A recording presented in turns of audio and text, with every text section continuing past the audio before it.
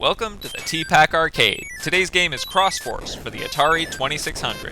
In this 1982 fixed shooter from Spectravision, you take control of the Spectron holographic dual laser weapon to defeat the evil mechanoid Morples from the planet Zoris.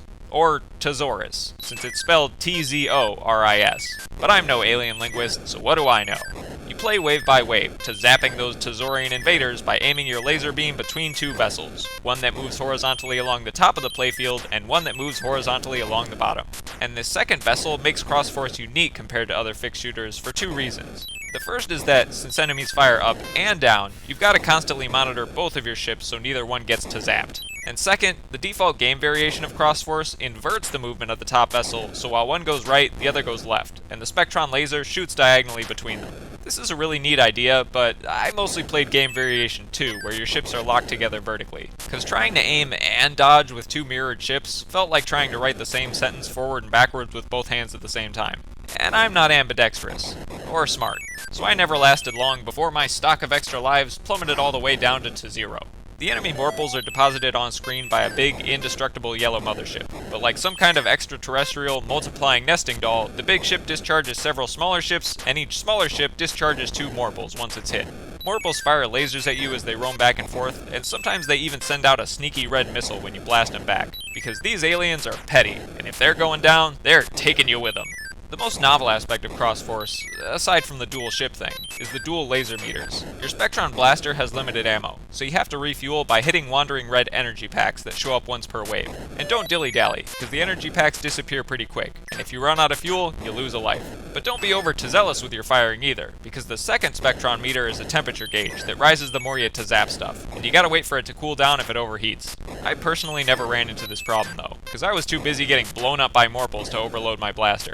See, the aliens get so spastic and trigger-happy that I only ever made it to wave 6 on my own, and according to the manual, that's only good enough for the lowest rank of merit. A far cry from the lofty 70,000 point Medal of Klig. I don't know who Klig is, but his standards are way too high.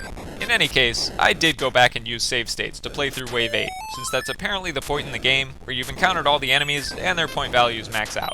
Granted, this is all on game variation 2 with the vertical lasers. When I played with diagonal lasers, I couldn't even get past the second wave without getting zapped to death. It was honestly pretty pathetic, but I'm not claiming to be any better at video games than I am at alien phonics. And don't even get me started on the speed settings in Cross Force. As if this game wasn't hard enough already, setting the difficulty switches from B to A makes your ship go like half as fast. If I could change one thing in this game, I'd slow down the enemies, not myself. I don't know if this is just another result of Klig's unrealistically high standards, but I for one will gladly stick to the fast ship.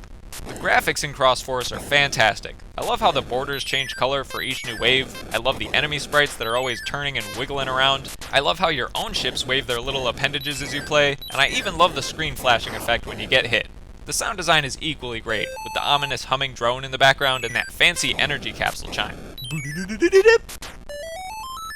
I only wish the laser sounded, I don't know, more lasery.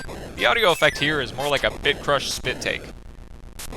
The Spectron laser is my favorite part of the game though, particularly because it lingers on screen long enough that you can actually take out multiple enemies with one blast if you're moving laterally while you fire. That's 2 zaps for the price of 1.